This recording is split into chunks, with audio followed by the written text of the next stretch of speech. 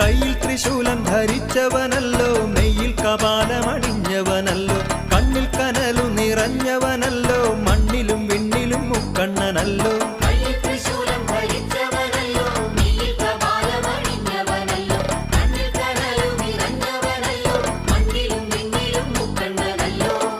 ഏറ്റുമാനൂരപ്പ നീലകണ്ഠ ഏറ്റുവാങ്ങി